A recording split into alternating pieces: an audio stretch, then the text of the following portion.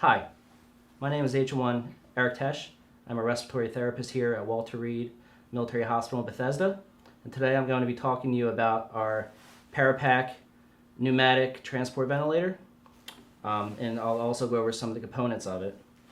So starting at the top here, as you can see, there is a whole menu of directions on how to operate the machinery, but I will walk through this with you.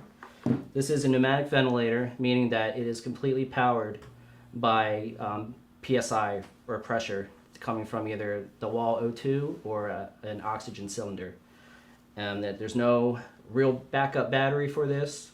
There is one battery that's on the ventilator here.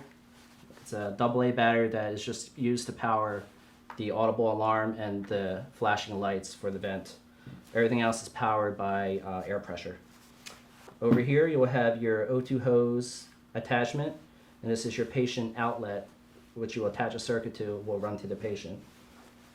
Looking over here at the front, you'll have your PIP alarm, which will go anywhere from 20 all the way up to 80.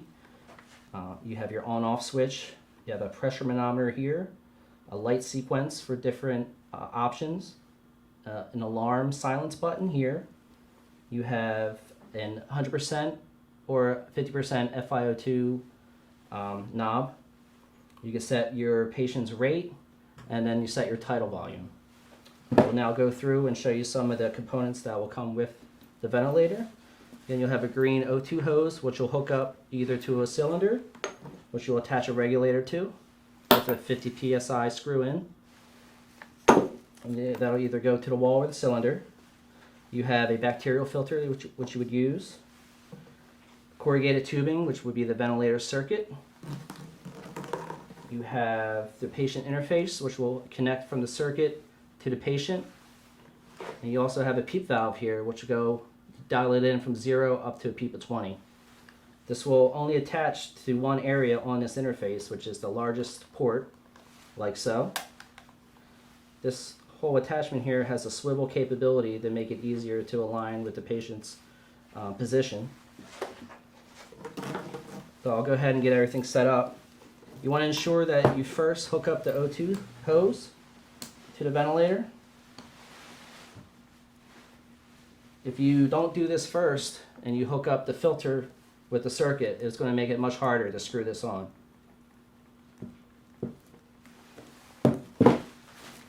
Again, you'll go to either a cylinder or a wall O2 outlet, which I have here.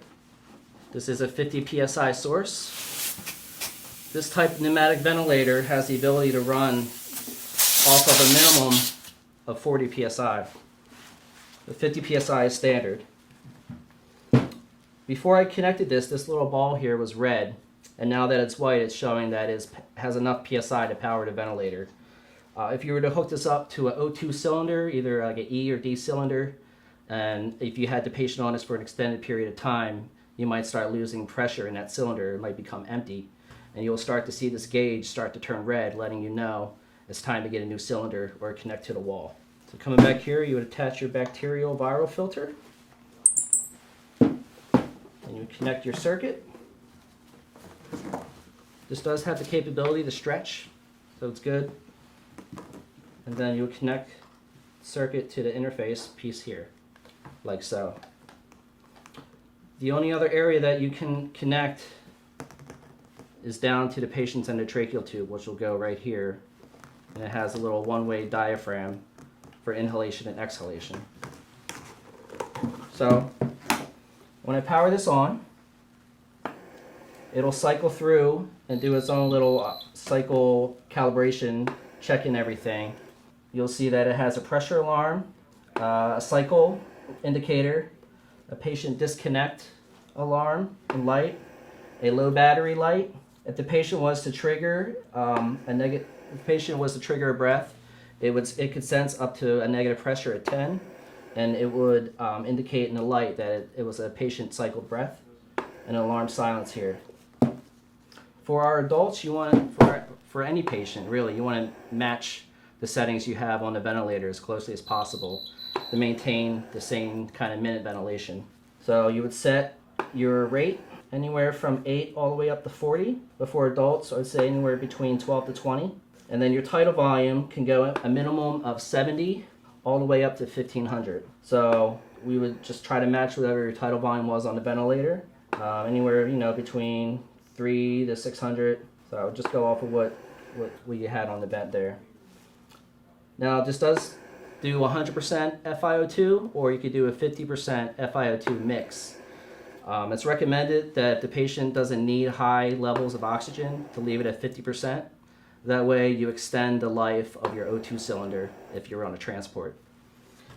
So just for demonstration purposes, this test lung would be the patient.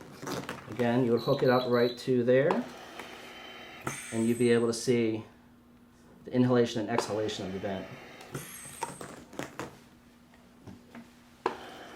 Again, adjust your PEEP pressure, your PIP alarm, peak inspiratory pressure alarm. It's recommended to leave it at 40, but depending on your patient, you can make adjustments. And if you look on the little tachometer here, you can see the peak inspiratory pressure dialing up. Once again, I'm H1 Tesh, and this is the Parapac pneumatic ventilator.